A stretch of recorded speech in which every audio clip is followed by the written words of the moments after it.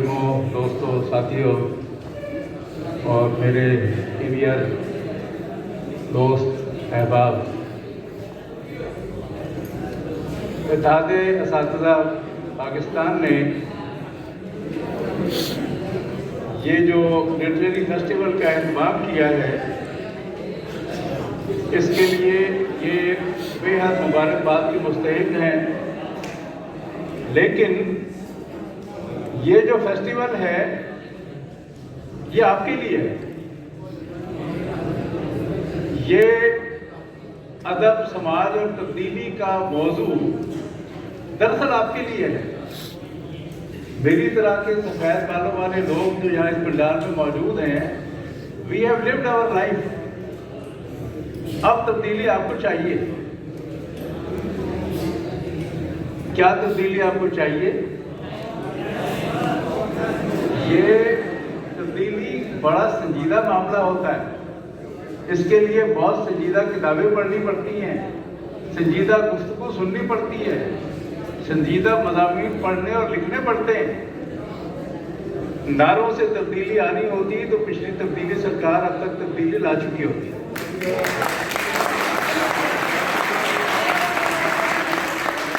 تو آپ نوجوانوں سے میں یہ کہنا چاہوں گا کہ ایک تو مجھے اپنا زمانہ طالب علم یاد آ گیا.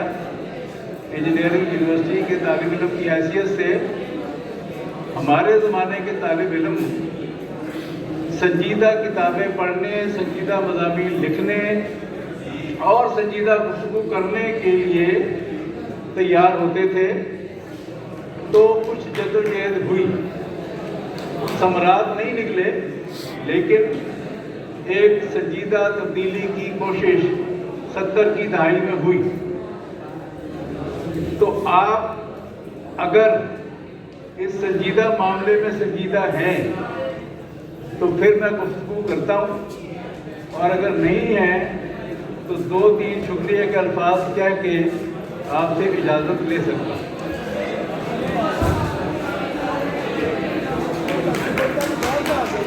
تو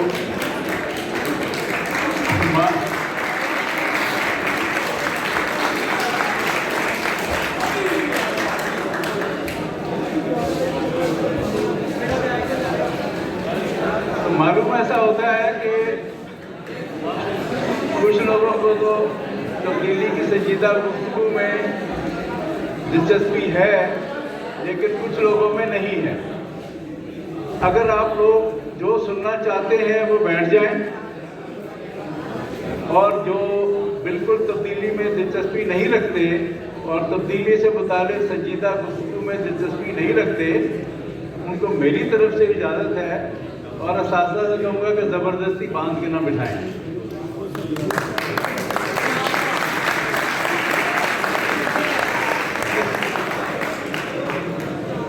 دیکھیے، نگاروں کے حالات دیکھنے کے بعد قطعاً جرأت نہیں ہے کہ آپ کے سامنے میں یہ جرأت کروں کہ یہ مضمون میں پورا پیش کروں. وقت بھی کافی گزر چکا ہے. میری کوشش ہوگی کہ میں اس کے کچھ چیدہ اہم نکات آپ کے سامنے پیش کروں. اور ایک سنجیدہ معاملہ ہے بھائی، ٹیک اٹ سیریسلی. اگر تو آپ اپنی موجودہ صورتحال سے خوش ہیں، مطمئن ہیں، تو ٹھیک ہے. پھر ادب کو جو کردار ادا کرنا ہے سماج کی تبدیلی میں، اس کی ضرورت ہی نہیں ہے. لیکن میں آپ کو بتاؤں کہ ادب، سماج اور تبدیلی باہم گتھے ہوئے ہیں. یہ ایک دوسرے پر گہرے اثرات مرتب کرتے ہیں. حالیہ تاریخ نے جو سیاسی، معاشرتی اور معاشی انقلابات دیکھے ہیں، وہ ان تینوں عناصر کے نامیاتی امتزاج سے وجود میں آئے ہیں. اگر عظیم ادیبوں، شاعروں، فنکاروں اور سماجی سائنسدانوں کی قیادت میں یورپ کی عظیم تحریک احیاء علوم کو نظر انداز کر دیا جائے تو یورپ کا صنعتی انقلاب، انقلاب فرانس اور 1917 کا روس کا بلشوک انقلاب نہیں ہو سکتا تھا. اسی طرح سے چین میں لو سون اور دوسرے ادیبوں شاعروں کی قیادت میں اگر سنجیدہ ادبی کیفیت اور جدوجہد نہ ہوئی ہوتی تو چین کا انقلاب بھی ممکن نہیں تھا۔ ہمارے ہاں ادب اور سماج میں تبدیلی کے عمل میں ترقی پسند مصنفین کی تحریک نے 30 کے عشرے میں اپنا بڑا اہم کردار ادا کرنا شروع کیا، اور اس کے نتیجے میں معاشرے میں لوگ تبدیلی کے جدوجہد کے لیے تیار ہوئے۔ آپ کی طرح کے نوجوان اس تبدیلی کا حصہ بنے۔ 50s میں، 60s میں اور 70s تک وہ 30-40 سال کی جدوجہد اس مقام پر لے آئی کہ ایک بھرپور عوامی ابھار لوگوں نے دیکھا۔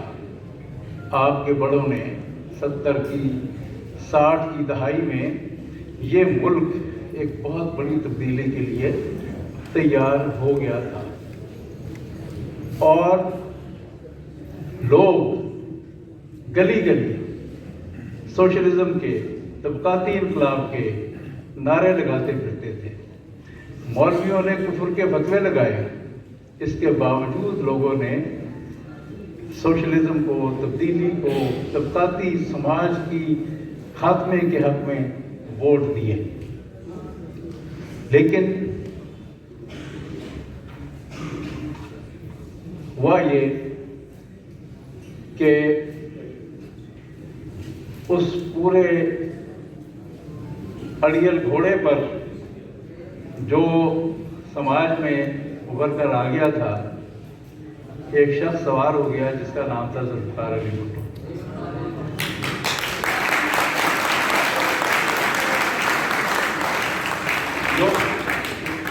لوگوں نے سوار کو دیکھا اور جس اڑیل گھوڑے پر وہ سوار تھا اس کو نہیں دیکھا۔ لوگوں نے کہا اس نے عوام کو شعور دیا۔ تاریخ اس کے الٹ ہے۔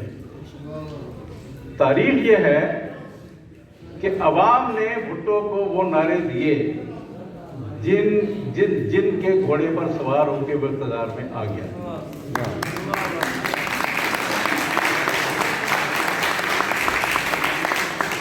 اس نے فصل بوئی نہیں تھی، اس نے فصل کاٹی تھی، اور اس کا نتیجہ یہ ہوا کہ پیپلز پارٹی جو کہ مختلف طبقات کی پر مشتمل تھی، جاگیردار بھی تھے، بیوروکریٹ بھی تھے، اور درمیانے طبقے کے اور نچلے طبقے کے عوام کی اکثریت بھی تھی۔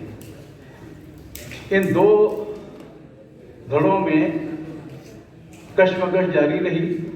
1973 کے آئین تک بھٹو صاحب کو عوام کے نمائندوں کی اور نچلے اور درمیانے طبقے کے جو لوگ پارٹی میں تھے ان کی ضرورت تھی۔ جب انہوں نے عوام کی مقبولیت کو حاصل کرنا ہوتا تھا تو ان کو آگے کرتے تھے۔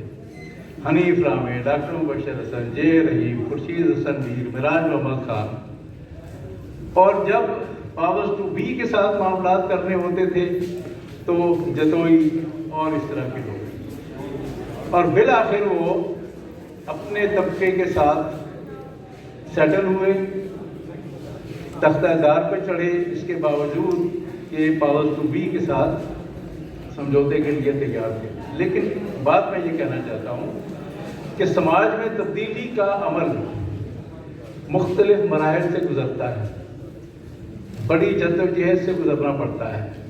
77 کا جو ضیاء الحق کا مارشل لا ہے وہ ایک فرد بھٹو کو طاقت سے ہٹانے کے لیے نہیں تھا،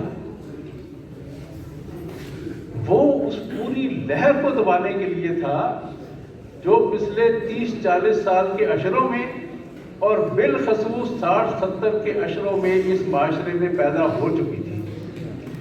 وہ عظیم ابھار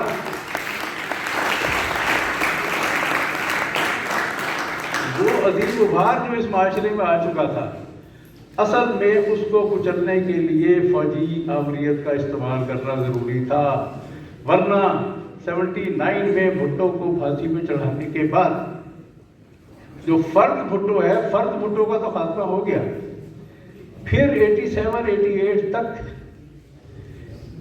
اتنی متشدد کارروائیاں کیوں کی جاتی رہی؟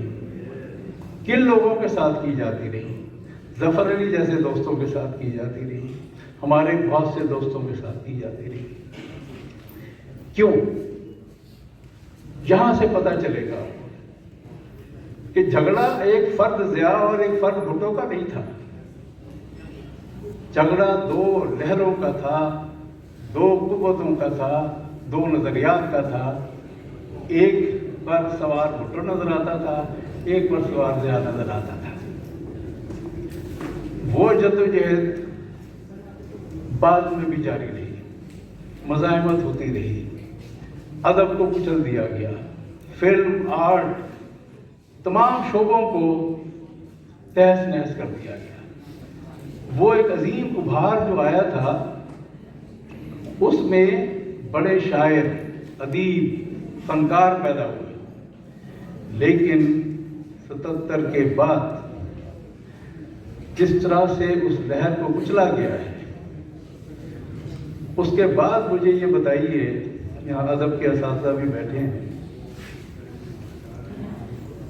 پچھلے 40 سال میں کوئی ایسا بڑا ادیب اور شاعر پیدا ہوا جو پوسٹ ضیاء پیریڈ کے اندر پڑا بڑا ہو، جوان ہوا ہو، 40-45 سال کے اس عرصے میں وہ اس عظیم مقام تک پہنچا ہو جہاں منیر نیازی، فیض احمد فیض، صاحب لدھیانوی، احمد عظیم قاسمی، حبیب جالب اور جہاں کے شہرت بخاری اور اس طرح کے.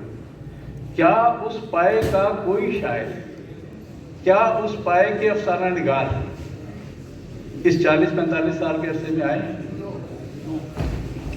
کیوں؟ سماج میں ادب کا، سماج میں شعور کا گلا گھونٹ دیا گیا. سماج میں سے وہ بھاپ اور وہ روح جو ہے وہ نکال دی گئی جو سماج میں تبدیلی لانے کے لیے کام کرتی ہے. کیونکہ سماج کو اسٹیگننٹ کرنا تھا، کیونکہ سماج کو مردہ کرنا تھا. آج یہ معاشرہ پائے کے ادیبوں سے آ رہی ہے. میں یہ نہیں کہتا کہ پائے کا ادب تخلیق نہیں ہو رہا ہوگا. معاشرے کا اس سے کوئی لینا دینا نہیں ہے. معاشرے میں وہ دور جس کا میں نے بھی ذکر کیا، جس میں ایک ولولہ تھا، ادبی ولولہ، شعوری ولولہ. 1000 سے کم کتاب نہیں چھپتی تھی، اور لاہور میں اردو بازار کے اس طرف نکلیں، البیان، میری لائبریری، شعاع ادب، فروغ ادب، گوشہ ادب، غلام علی احسن، 20 یوں پبلشرز تھے جو ادب کی کتابیں چھاپتے تھے.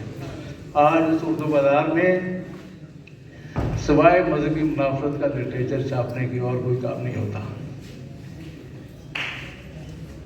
آج ادیب اور شاعر اپنی جیب سے پیسے خرچ کر کے بمشکل 300 سے 400 کتابیں چھپاتا ہے اور پھر اپنے ہی دوستوں میں بانٹ دیتا ہے. پیسے ہوں تو وہ اس پہ تعارفی تقریب بھی کروا دیتا ہے. یہ زوال ہوا ہے اور یہ سماجی معاملہ ہے، یہ معاشرتی معاملہ ہے، اور اس کی جڑ میں وہ سیاست کار فرما ہے جس سے یہ ملک پچھلے 30-40 سال سے گزرا ہے. تو ایک مائل سٹون جس نے اس معاشرے کو، اس کی روح کو، اس کے ارتقاء کو ضرب پہنچائی، وہ 77 کا ماشاء اللہ، جس کی کنٹینیوٹی مختلف شکلوں میں آج بھی جاری ہے. ٹھیک ہے.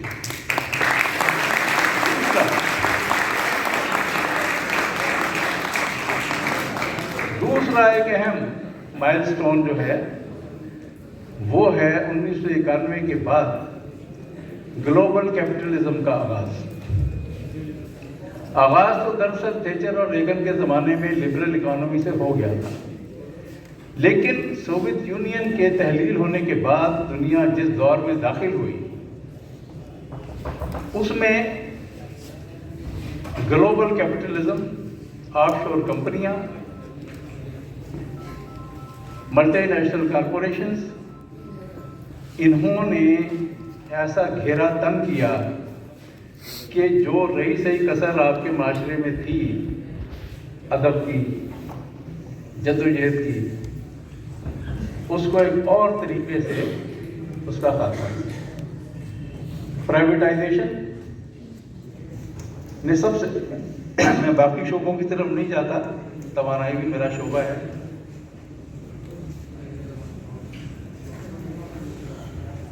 لیکن تعلیم کے شعبے کو سب سے زیادہ زد پہنچائی۔ تعلیم اور پرائیویٹ اسکول، ان کے نتیجے میں ایک انگلش میڈیم کلاس ایمرج ہو گئی جو میرے آپ کی طرح کے اردو میڈیم والوں کو حقارت سے دیکھتے ہیں، جو ہمیں ملیش سمجھتے ہیں۔ یہ ہمیں گلوبل کیپٹلزم کے دور میں دیا، 1991 کے بعد سے ہم جس دور میں داخل ہوئے، اس نے وہ ادبی کلچر جو ہمارے اردو میڈیم اسکولوں میں، کالجوں میں تھا، اس کو کمزور کر دیا۔ ریاست نے اپنی ذمہ داری جو تعلیم کے لیے ہوتی تھی اس سے ہاتھ اٹھا لیا۔ ریاست کے تحت چلنے والے اداروں میں تعلیمی نظام تیزی سے زوال پذیر ہوا۔ جو تعلیمی نصاب دیا گیا اس میں اتنا انحطاط آیا کہ اس نصاب کو پڑھنے والے کے دریچے کھلتے ہی نہیں ہیں۔ میں نے 9ویں 10ویں میں جو معاشرتی علوم پڑھا، میری اور میری نسل کے جن لوگوں نے پڑھا، اس کا پہلا چیپٹر تھا یورپ کی تحریک آیا ہے علوم، رینیسانس، اور اس کے اندر روسو اور والٹیر کی تصویریں لگی ہوئی تھیں۔ اس کے بعد کالونیلزم کا آغاز، کالونیل پاورز کا آنا، پلاسی، ٹیپو، پھر تحریک آزادی 57 کی، پھر تحریک علی گڑھ، پھر مسلم لیگ، پھر پاکستان تک ہم پہنچتے تھے۔ بعد میں جو نصاب آیا اس میں آپ تحریک پاکستان تک پہنچنے کا روٹ بدل گیا۔ وہ روٹ شروع ہوا محمد بن قاسم، محمود غزنوی، محمد غوری، شاہ ولی اللہ اور نظریہ پاکستان کے لیے، نفاذ اسلام کے لیے پاکستان۔ ہمیں پوری دنیا کا جغرافیہ پڑھایا جاتا تھا۔ 8ویں جماعت میں نقشہ کشی کی ایٹلس ہوتی تھی جس پہ دنیا بھر کے ملکوں میں رنگ بھرے جاتے تھے، ہمیں پتہ ہوتا تھا یورپ کہاں ہے، کون سے ملک ہیں، ذہن کے طریقے کھلتے تھے۔ شہریت پڑھائی جاتی تھی، شہریوں کے حقوق و فرائض پڑھائے جاتے تھے۔ تاریخ، جغرافیہ، شہریت، یہ 3 کمپوننٹ تھے، لیکن مطالعہ پاکستان میں آنے کے بعد یہ ڈائمینشن ختم ہو گئی۔ یہ جو پچھلے نصف صدی کا قصہ ہے یہ کافی طویل ہے، 1 سال ہے کہ وقت نہیں ہے۔ کس طریقے سے ہماری اب نئی نسل جو ہے وہ اتنی نئی سہولتوں کے باوجود جو اس وقت اویلیبل ہے، گوگل میپ ہے، گوگل ہے، ویکیپیڈیا ہے، بے شمار معلومات کے ذرائع موجود ہیں، لیکن آپ کے ذہن میں وہ کشادگی نہیں، اس لیے کہ وہ جو ایک ارج ہوتی ہے معاشرے میں چیزوں کو جاننے کی، وہ آپ کے نصاب تعلیم نے چھین لی۔ اب آپ کے پاس اسمارٹ فون تو آ گیا ہے، لیکن آپ کی اکثریت اس کو ٹک ٹاک یا دوسری چیزوں کے لیے یوز کر رہی ہے، فیس بک۔ علمی तहजीबी इर्तिका के लिए इन लोगों को संजीदा गुफ्तगू की जरूरत नहीं है। तो मैं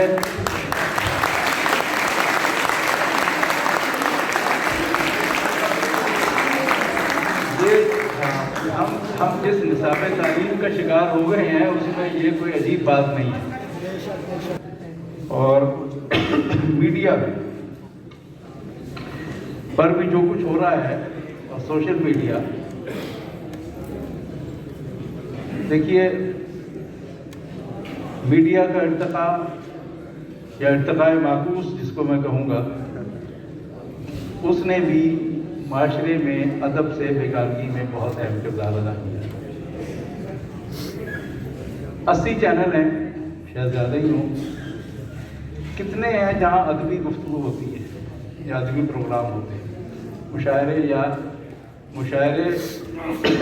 तो नहीं होते। नातिया मुशायरा रमज़ान में हो जाता है और मुहर्रम में एक मुसालमा हो जाता है। कितने टीवी चैनल्स हैं जहाँ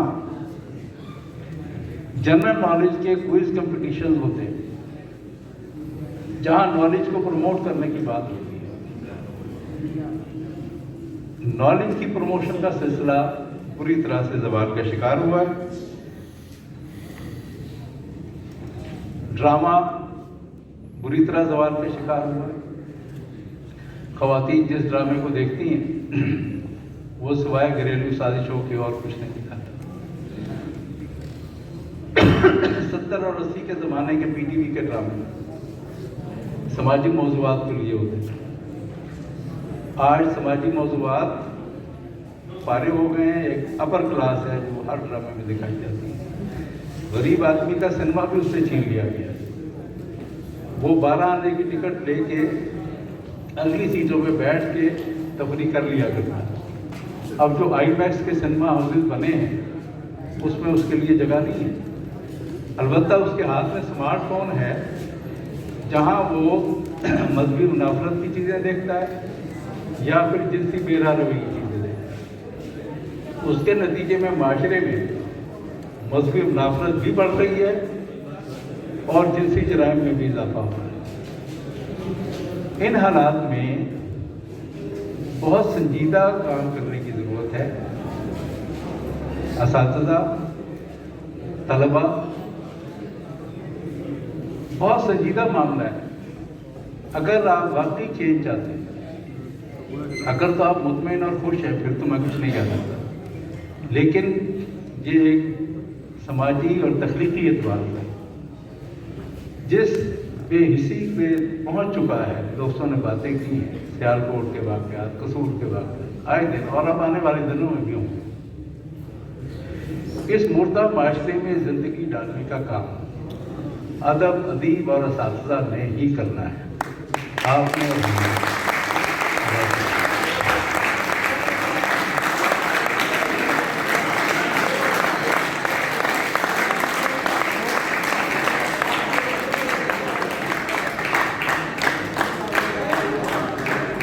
अब हम